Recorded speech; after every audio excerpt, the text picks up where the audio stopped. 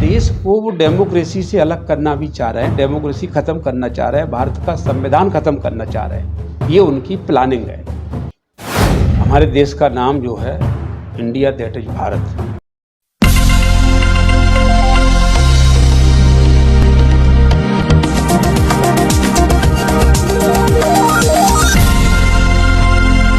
नमस्कार दोस्तों, अभी हाल ही में आपने देखा कि केंद्र सरकार ने लोकसभा का शस्त्र बनाया है और इसमें ये मांग की है कि देश में वन नेशन की तरह वन इलेक्शन भी होना चाहिए। अब ये मांग कितनी सार्थक है, इससे भविष्य के लिए कितने अच्छे परिणाम हो सकते हैं या इसका प्रभाव देश पर क्या पड़ेगा, इस सब जानकारी के लिए हमारे साथ मौजूद हैं कांग्रेस के बड़े नेता पूर्व विधायक फूल सिंह बरिया जी, जिनसे जान लेते हैं। सर, केंद्र सरकार का अचानक लोकसभा का शस्त्र बनाना और ये वन नेशन वन इलेक्शन की बात हो रही है, क्या कहेंगे इस पर? भारतीय जनता पार्टी जो लंबे समय से जो कार्य कर रही है वो जन विरोधी कार्य है।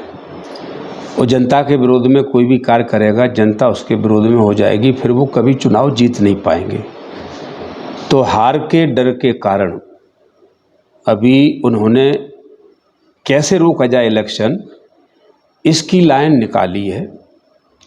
वन नेशन वन इलेक्शन, पहले भारतीय जनता पार्टी ये तय करे जो नेशन है कि कंट्री है। इंडिया नेशन नहीं है, ये कंट्री है। तो उसको पहले तो ये तय करे और फिर ये करे कि क्या इस देश में विभिन्न जातियां, विभिन्न भाषाएं, विभिन्न रहने की शैलियां, क्या ऐसे देश में वन इलेक्शन वन नेशन हो सकता है क्या? फिलहाल मैं यही कहूँगा कि दूसरा बिंदु इनका ये है, पहला तो हो गया चुनाव को रोकने का तरीका है। दूसरा ये है कि पिछड़ा schedule caste, schedule tribe, OBC, minority और जो गरीब लोग हैं जो राजनीतिक रूप से जागरूक हो रहे हैं, उन्हें ये तो कह नहीं सकते कि इनकी जागरूकता रोकी जाए।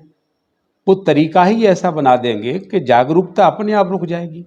जैसे पढ़ने वाला बच्चा है, रोज स्कूल में पढ़ता है, तब भी फेल हो जाता है, और अगर उससे ये कह दिया जाए कि आज पढ़ ले और 1 साल बाद फिर पढ़ लेना और फिर परीक्षा दे लेना, वो तो जीरो में चला जाएगा। तो ये इलेक्शन एक ही दिन में सारे इलेक्शन हो जाएंगे, तो 5 वर्ष तक भारत की जनता भूल ही जाएगी चुनाव होता क्या है, डेमोक्रेसी क्या है, डेमोक्रेसी की परिभाषा ही भूल जाएंगे। और देश को वो डेमोक्रेसी से अलग करना भी चाह रहे हैं, डेमोक्रेसी खत्म करना चाह रहे हैं, भारत का संविधान खत्म करना चाह रहे हैं। ये उनकी प्लानिंग है। इसी प्लानिंग का ये हिस्सा है जो 5 दिन का उन्होंने सत्र बुलाया है। ये उसी प्लानिंग का हिस्सा है कि जो लोगों को जागरूक कर रहे हैं, कुछ लोग जागरूक हो भी रहे हैं, जनता जागरूक हो रही है, और उसको जागरूकता से रोका जाए, राजनीतिक रूप से जो जनता जागरूक ना हो, ऐसी उनकी प्लानिंग है।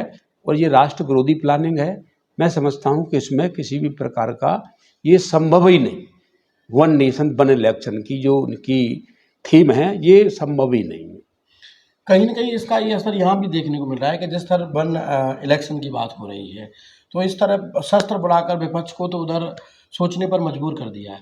उधर एक तरफ जहाँ मध्य प्रदेश से लेकर राजस्थान हो या छत्तीसगढ़ हो या दो एक आध राज्य में और जहाँ चुनाव होना है, वहाँ उनमें खुद उनके मंत्री, मुख्यमंत्री, प्रधानमंत्री से लेकर तमाम वो मंत्री जन आशीर्वाद यात्रा निकाल रहे हैं।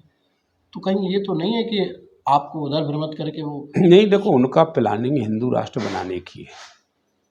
अब देखना ये है कि ये कोई भी काम होता है किसी का, कितना भी अच्छा है बुरा होता है, और कहाँ तक सफल होगा कहाँ तक नहीं होगा। अभी फ़िलहाल जो दिमाग भटका रहे हैं, इनको स्पष्ट करना चाहिए कि बेरोजगारी कैसे मिटे, महंगाई कैसे दूर हो, लॉ एंड ऑर्डर कैसे कंट्रोल हो, इसके ऊपर उनको विचार करना चाहिए, जो विचार वो कर नहीं रहे। गलत नीतियों के लिए विचार करते हैं, अच्छी नीतियां उन्होंने ख़त्म कर दी हैं, और उनके पास भारत में लोगों को बोलने के लिए 4-5 लाइन के अलावा 5-6वीं लाइनें नहीं। पाकिस्तान, मुसलमान, आतंकवाद, फलाना चीन का नाम, इसके अलावा उनके पास कोई भाषण करने के लिए भी शब्द ही नहीं है। तो ऐसा आदमी क्या करेगा? फितरती दिमाग की तो करेगा। ये फितरती प्रोग्राम है। जैसे अभी हाल ही में आपने देखा कि राष्ट्रपति के लिए एक पत्र आता है जिसमें लिखा जाता है प्रेसिडेंट ऑफ इंडिया की जगह प्रेसिडेंट ऑफ भारत लिखा गया है। तो जो अभी हाल ही में गठबंधन बना है इंडिया के नाम से, उसका डर तो नहीं है? नहीं देखिए, जो पहला अध्याय और पहला ही आर्टिकल है, हमारे देश का नाम जो है India that is Bharat, Bharat that is India, इसको कैसे बदल देंगे वो? ये बदल देंगे तो संविधान ही बदल गया। तो ये जो गलत तरीके से काम कर रहे हैं, अगर देश का नाम हमारा जो है मिटा दिया इन्होंने, भारत दैट इज इंडिया है ना, उसको आप मिटा सकते हैं। जब तक संविधान है, देश है, लोकतंत्र है, तब तक ये चलेगा। Bharat that is India, India that is Bharat, यहाँ से ही संविधान शुरू होता है।